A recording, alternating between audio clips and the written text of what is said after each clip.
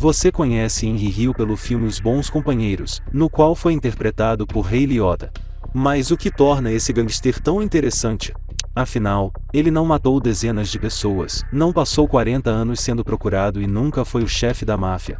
E tudo isso é verdade. Mesmo assim, sua vida deu origem a um livro famoso e a um filme extraordinário. E isso não aconteceu por acaso. Henry viu de tudo e assassinatos, golpes, assaltos e a prisão, e decidiu contar essa história ao mundo. Tentaram matá-lo muito antes de Os Bons Companheiros chegar aos cinemas. Mas, depois que o filme revelou os segredos de inúmeros mafiosos, Henry passou a se assustar com o menor dos ruídos. A máfia havia iniciado uma caçada contra ele. Mas será que algum dia conseguiu encontrá-lo?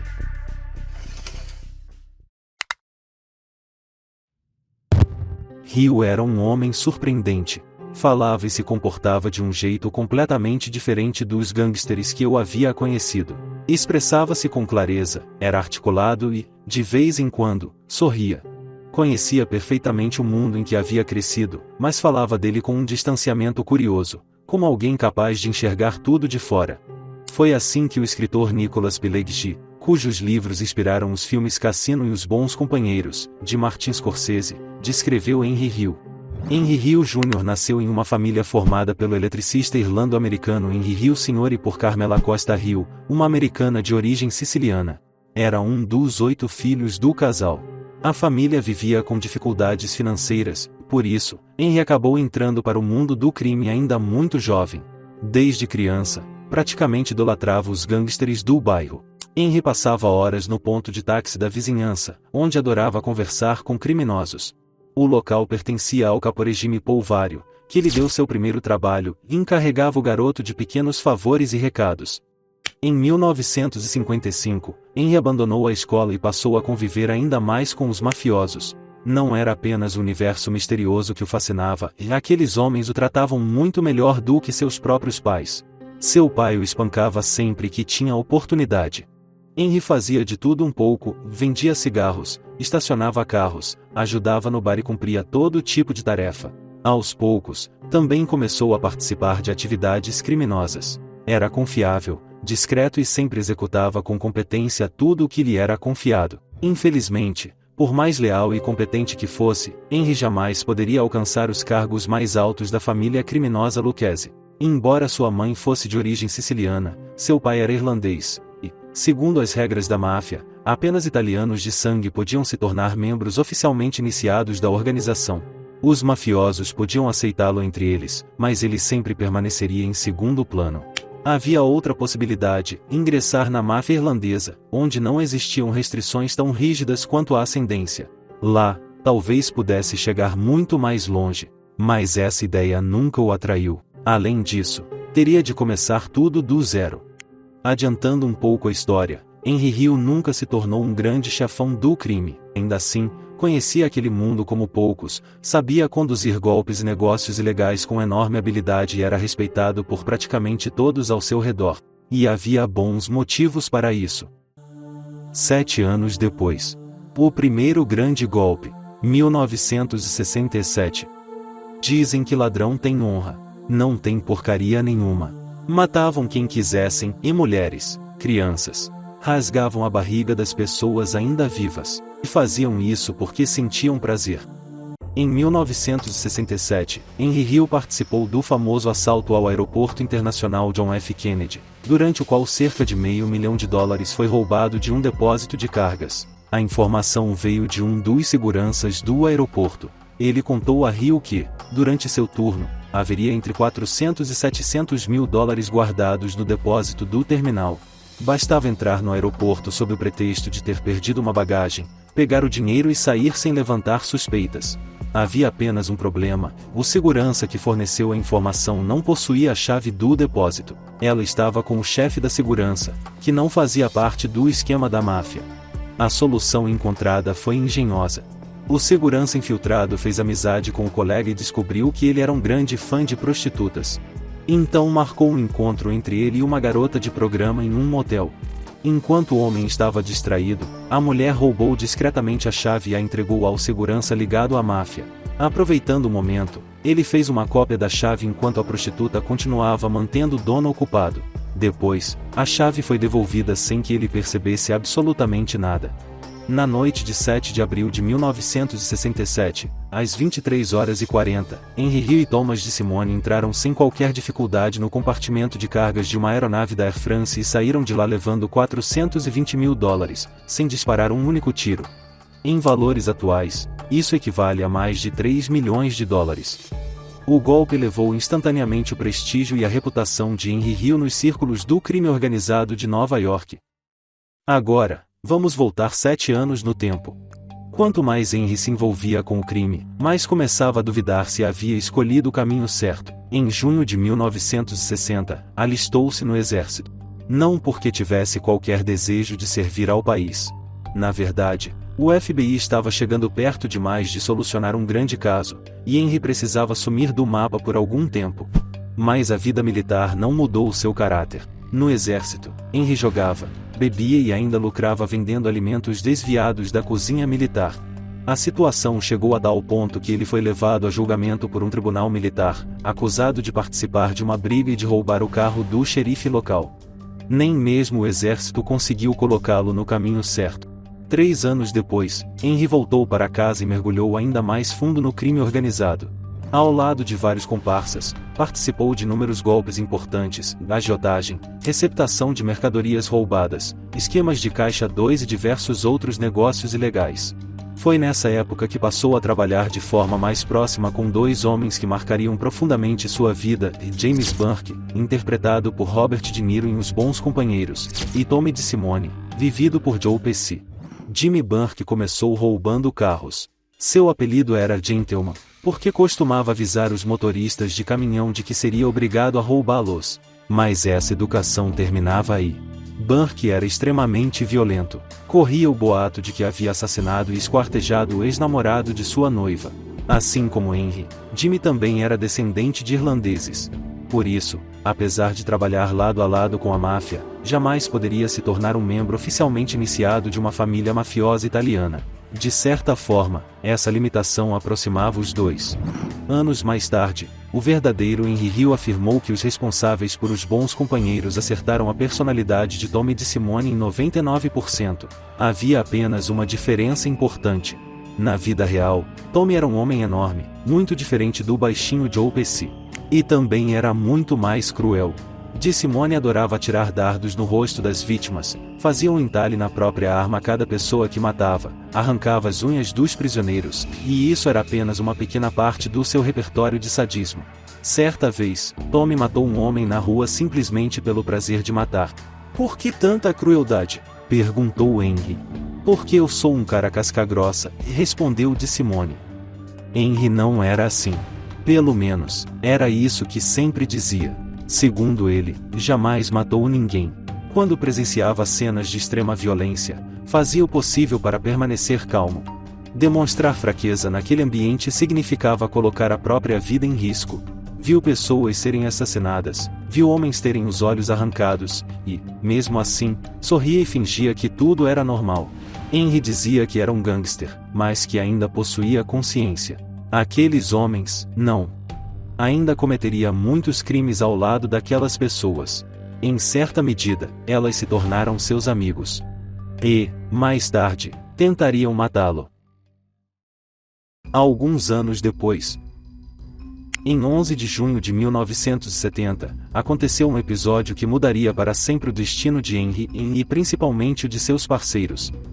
William Bentena, mais conhecido como Billy Batts, era integrante da família criminosa Gambino.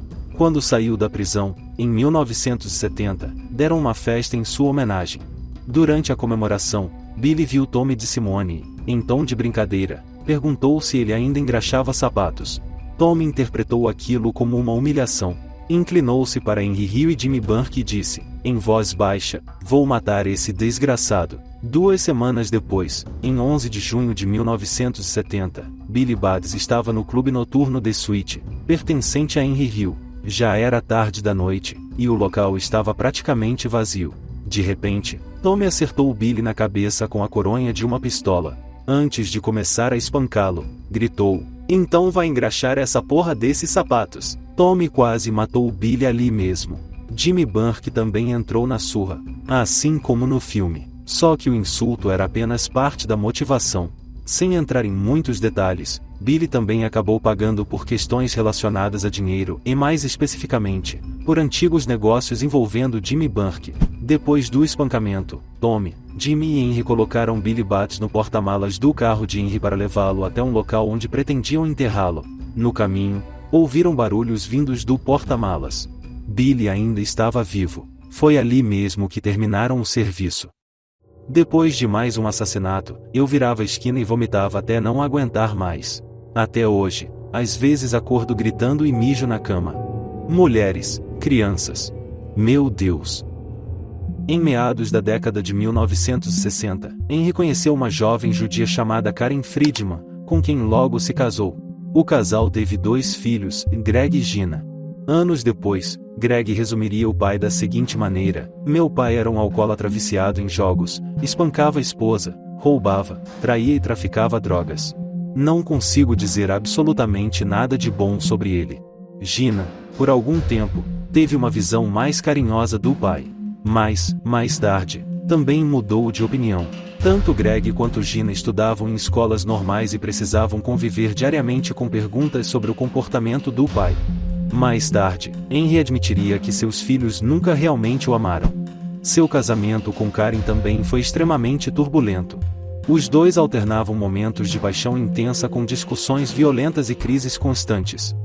Mesmo assim, Karen só pediu o divórcio em 1989, quando Henry já vivia escondido da máfia. Henry agora tinha uma família, mas jamais cogitou abandonar o crime. Continuou trabalhando lado a lado com Jimmy Burke. Em certa ocasião, viajaram para a Flórida para cobrar uma grande dívida de um jogador profissional de cartas. O homem se recusou a pagar. Os dois o espancaram brutalmente. A polícia abriu uma investigação. Henry foi preso e levado à Justiça Federal. Recebeu uma condenação de 10 anos de prisão, mas acabou cumprindo apenas 4. Mesmo atrás das grades, continuou traficando drogas e convivendo diariamente com outros integrantes da máfia. Em julho de 1978, graças à influência de Paul Vario, conseguiu a liberdade condicional. Assim que saiu da prisão, Paul lhe arrumou um emprego em seu clube noturno. 2 dias depois, porém, Henry embarcou para Pittsburgh, violando completamente as condições da própria liberdade condicional. Lá encontrou um homem que lhe devia uma grande quantia em dinheiro. Em vez de dólares, recebeu 2 malas enormes recheadas de maconha. Com medo de voltar de avião, decidiu viajar de ônibus. E começou a vender maconha ali mesmo, dentro do ônibus. 1978. 1978 marcou o auge da carreira criminosa de Henry Hill. Dentro da máfia havia uma regra clara: nenhum associado de uma família mafiosa podia traficar drogas. Mesmo assim, Hill montou uma gigantesca operação de tráfico que se estendia por vários estados. Negociava maconha, cocaína, heroína e metacoalona. Pouco tempo depois, envolveu também seus amigos Jimmy Burke e Tommy DeSimone no esquema. Apesar dos lucros astronômicos, o risco era igualmente enorme. Paul Vario sabia disso muito bem e não tinha a menor intenção de passar o resto da vida atrás das grades. Se chegasse aos seus ouvidos que Henry, Jimmy e Tommy estavam envolvidos com o tráfico de drogas, muito provavelmente os 3 acabariam mortos. Henry estava brincando com fogo. Naquele mesmo ano, Hill e seus parceiros também participaram de outro grande esquema que lhes rendeu muito dinheiro. Nos Estados Unidos, esse tipo de manipulação de resultados no basquete universitário é conhecido como point-shaving, em um esquema em que jogadores combinam previamente a diferença de pontos pela qual uma equipe deve vencer ou perder, favorecendo apostas esportivas. Em 1978, 2 novos jogadores, os irmãos Rocco, passaram a integrar a equipe de basquete do Boston Eagles, do Boston College. Nenhum dos 2 era considerado um grande talento, mas ambos tinham as conexões certas. No início da temporada, apenas eles e o armador titular Rick Coon faziam parte do esquema. Além do dinheiro recebido, os atletas também podiam apostar nos próprios jogos manipulados para multiplicar seus ganhos. Durante a investigação federal realizada no início da década de 1980, descobriu-se que o principal responsável por toda a operação de manipulação envolvendo o basquete de Boston era ninguém menos que Henry Hill, antigo associado da família criminosa Lucchese. Depois da inesperada derrota do Boston Eagles para o Providence Friars, que causou enormes prejuízos nas apostas, Henry e seu grupo concluíram que apenas 3 jogadores comprados não eram suficientes para garantir os resultados desejados. Decidiram então subornar ainda mais atletas. No inverno de 1979, 4 titulares já participavam do esquema. A partir daí, tudo começou a dar certo. Cada jogador comprado recebia, por partida, no mínimo $2.500 e uma onça de cocaína. Ao todo, 9 partidas foram manipuladas durante aquela temporada. Parecia que Henry, Jimmy e Tommy haviam chegado a outro nível. Agora jogavam muito mais alto. O dinheiro prometia ser gigantesco, mas os riscos cresciam na mesma proporção. E o golpe seguinte seria o maior de todos. O assalto à Lufthansa, o maior roubo da história dos Estados Unidos. Em 11 de dezembro de 1978, vários homens armados usando máscaras de esqui abordaram Kerry Vallen, funcionário do cofre da Lufthansa. Cobriram seu rosto, espancaram-no e avisaram que sabiam onde sua família morava. Diante da ameaça, ele concordou em colaborar. Ao chegarem ao depósito, os assaltantes renderam os demais funcionários e obrigaram-nos a chamar o único segurança que conhecia a combinação do cofre. Todos obedeceram. Os criminosos pegaram 2 malas cheias de dinheiro e joias e fugiram de carro. 11 anos depois do primeiro golpe, Henry Hill e sua equipe voltavam a atacar o aeroporto internacional John F. Kennedy. Toda a operação levou pouco mais de 1 hora. O grupo deixou o local antes das 4h30 da manhã e muito antes do nascer do sol e antes mesmo que a polícia descobrisse o roubo.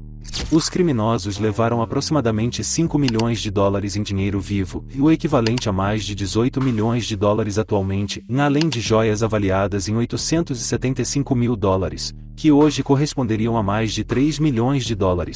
Na época, foi o maior roubo da história dos Estados Unidos. Os participantes estavam em êxtase. Era o golpe perfeito. Uma operação executada com precisão impecável. Parecia inacreditável.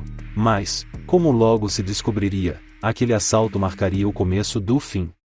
A tarefa de fazer desaparecer o caminhão usado no roubo ficou a cargo de Parnell Edwards, conhecido pelo apelido de Pilha Stacks. No caminho até o local onde abandonaria o veículo, Edwards fumou maconha e resolveu passar na casa da namorada, estacionando o caminhão ilegalmente em frente à residência. Na manhã seguinte, enquanto ainda dormia, policiais encontraram o veículo, descobriram que era roubado e o rebocaram para o depósito da polícia. O FBI suspeitava do envolvimento de 2 grupos, o comandado por John Gotti e a quadrilha de James Burke. Por meio de escutas telefônicas, os investigadores conseguiram gravar algumas conversas comprometedoras, entre elas, um homem mencionando aquela mala da Lufthansa. Mesmo assim, na época, não conseguiram reunir provas suficientes. Enquanto isso, Jimmy Burke mergulhava cada vez mais na paranoia. E havia motivo para isso.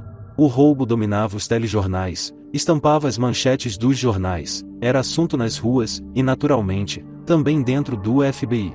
Qualquer vazamento de informação poderia colocar tudo a perder. Jimmy então decidiu agir. O próprio Edwards, que havia falhado em fazer o caminhão desaparecer, foi assassinado dentro de casa. Joe Buda Monry e Robert M. Mahon, que ajudaram a planejar o assalto, receberam tiros na nuca. Martin Krugman, e o vendedor de perucas retratado em Os Bons Companheiros, também foi assassinado. Louis Cafora, que comprou um Cadillac cor-de-rosa para a esposa logo após o roubo, desapareceu para sempre. Seu corpo jamais foi encontrado.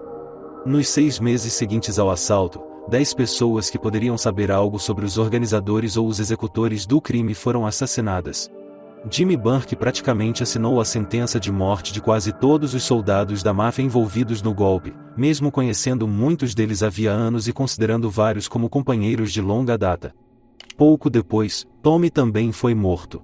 Não por causa do assalto, mas pelo conjunto de problemas que havia criado dentro da própria máfia. Tommy era completamente incontrolável e cometia uma imprudência atrás da outra. Havia assassinado muitas pessoas, algumas delas extremamente influentes no submundo do crime. Já haviam se passado 9 anos desde o assassinato de Billy Batts, motivado pela provocação sobre engraxar sapatos. Mas aquele crime nunca havia sido esquecido. Tommy também acabou pagando por ele. Havia causado problemas demais. E foi eliminado como mais um criminoso qualquer. No mundo da máfia, esse tipo de desfecho era mais comum do que se imagina. Henry Hill era um gangster. Era um vigarista. Aplicava golpes e quebrava cabeças. Sabia subornar e sabia manipular as pessoas. Henry era um verdadeiro racketeer, um representante legítimo do crime organizado. Jimmy Burke havia enlouquecido. Tommy DeSimone estava morto. Naquele momento, dificilmente Henry ainda acreditava na velha frase que ouvirá no início da carreira: ser gangster é melhor do que ser presidente dos Estados Unidos. O maior roubo da história do país, que parecia um golpe perfeito, estava se transformando numa catástrofe. Mas, para Henry, o pior ainda estava por vir. Henry continuava traficando drogas. Sua prisão era apenas uma questão de tempo. Em abril de 1980, foi preso durante mais uma negociação de drogas. Depois de conseguir liberdade sob fiança, passou a temer pela própria vida. Estava convencido de que, mais cedo ou mais tarde, seria executado pelos próprios companheiros por violar uma das regras fundamentais da máfia, não traficar drogas. Pouco depois vieram as notícias que confirmaram seus piores medos. Seu mentor, Paul Vario, o chefão mafioso de 70 anos em cuja casa Henry praticamente crescerá, e rompeu definitivamente qualquer relação com ele. E Jimmy Burke, seu melhor amigo, parceiro de negócios e homem com quem havia realizado incontáveis golpes e assaltos, estava planejando matá-lo. O tempo já não era contado em dias, mas em minutos. Diante dessa situação, Henry tomou a decisão mais importante de sua vida. Entrou para o Programa Federal de Proteção a Testemunhas. Na prática, ele, sua esposa Karen e seus 2 filhos deixaram oficialmente de existir. A prisão de Henry Hill foi uma oportunidade extraordinária para as autoridades. Ele havia crescido dentro da máfia. Era apenas um associado, nunca um membro oficial, mas conhecia absolutamente tudo. Sabia como o sistema funcionava. Sabia quem mantinha aquela engrenagem em movimento. Sabia onde os corpos estavam enterrados. As autoridades compreendiam que, se Henry resolvesse falar, abriria caminho para dezenas de prisões e condenações. Henry também sabia de outra coisa. Mesmo que permanecesse em silêncio, seus antigos amigos acabariam matando-o, exatamente como haviam feito com praticamente todos os envolvidos no assalto da Lufthansa. O resultado foi a condenação de Jimmy Burke a 20 anos de prisão. 2 anos depois, os federais descobriram que ele também havia cometido um homicídio brutal no passado, e sua pena foi convertida em prisão perpétua. Paul Vario recebeu inicialmente 4 anos de prisão.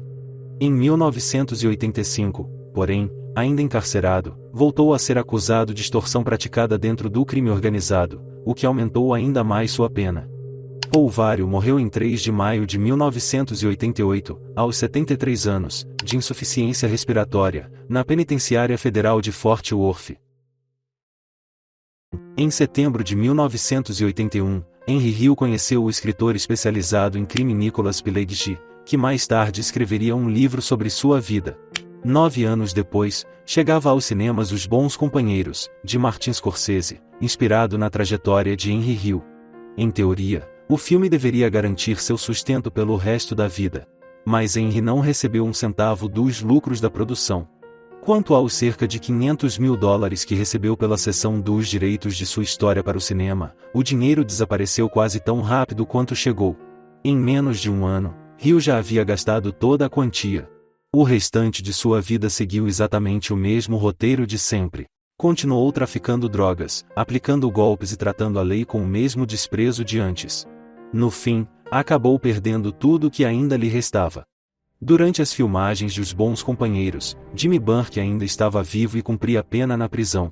Mesmo atrás das grades, colocou pela segunda vez um preço pela cabeça de Henry Hill em $2 milhões. O sucesso do filme tornou Henry ainda mais conhecido, o que dificultou de vez qualquer tentativa de permanecer escondido. Além disso, nessa época ele já havia sido expulso do Programa Federal de Proteção a Testemunhas por causa das inúmeras violações da lei. Em 1996, Jimmy Burke morreu vítima de câncer de pulmão. Mas isso não significava que a caçada a Henry tivesse terminado. Qualquer integrante da família criminosa Lucchese podia decidir executá-lo, porque, no mundo da máfia, uma traição como a dele jamais é esquecida.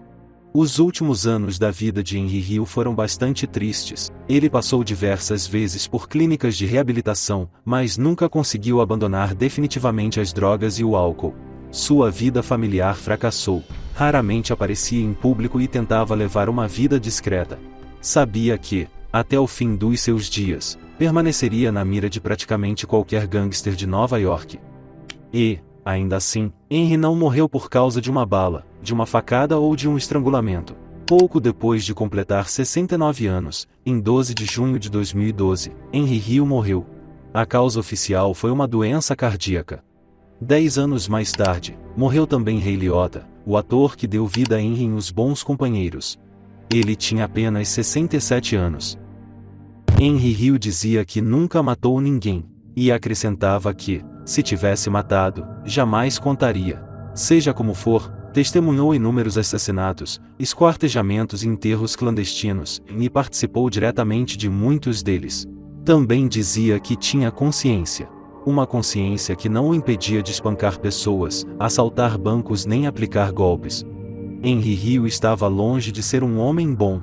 Ainda assim, deixou um legado curioso. Contou sua história ao mundo e se tornou um dos primeiros gangsters cuja própria versão dos acontecimentos deu origem a um filme tão famoso e, em muitos aspectos, tão fiel aos fatos.